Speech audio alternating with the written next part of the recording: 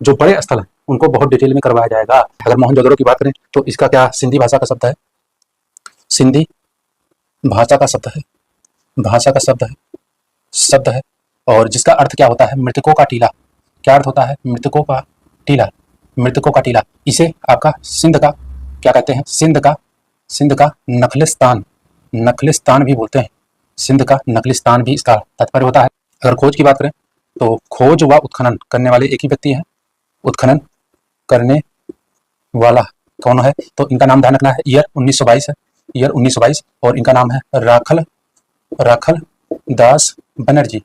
तो राखल दास बनर्जी के द्वारा मोहनजोदड़ो स्थल का जो है उत्खनन किया गया और खोज किया गया। कब किया गया, 1922 में किया गया। इस बात को ध्यान रखिएगा, आपको अच्छे से याद रखना है। तो अवस्थिति देखिए, अवस्थिति, तो अवस्थिति में बात करें तो यह है सिंध प्रांत में, सिंध प्रांत में। और अगर बात करें तो लारकाना जिले में है, ठीक है। कौन सी नदी के तट पे है, तो नदी की बात करें तो यह सिंधु नदी के दाहिने तट पर। हड़प्पा कहाँ था, रावी नदी के बाएं तट पे, जबकि यह कहाँ है, सिंधु नदी के दाहिने तट पर। इस बात को ध्यान रखिएगा। इसका नाम सुने होंगे, कुषाण शासक हैं, तो कुषाण शासक जो कनिष्क थे उन्होंने यहाँ पे एक जो है दुर्ग टीले पर एक स्तूप का निर्माण कराया था, एक स्तूप बनवाया था किसने, कनिष्क ने।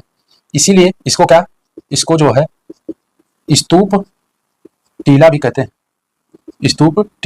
हैं, तो ध्यान रखिएगा, स्तूप टीला भी कहते हैं। तो मोहनजोदड़ो को दूसरा नाम ध्यान रखिएगा, बहुत ज्यादा इंपॉर्टेंट है, यही क्वेश्चन पूछे जाते हैं, तो इसमें ध्यान रखना है आपको। मैं फटाफट लिख रहा हूं, कांसे की नृत्य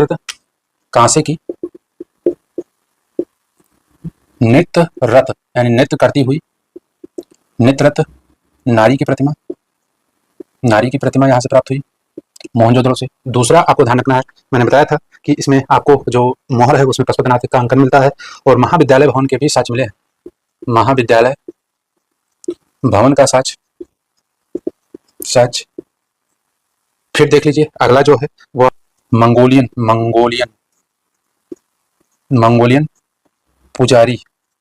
पुजारी का जो है पाषाण जो है सिर मिला, मंगोलियन पुजारी का सिर मिला है।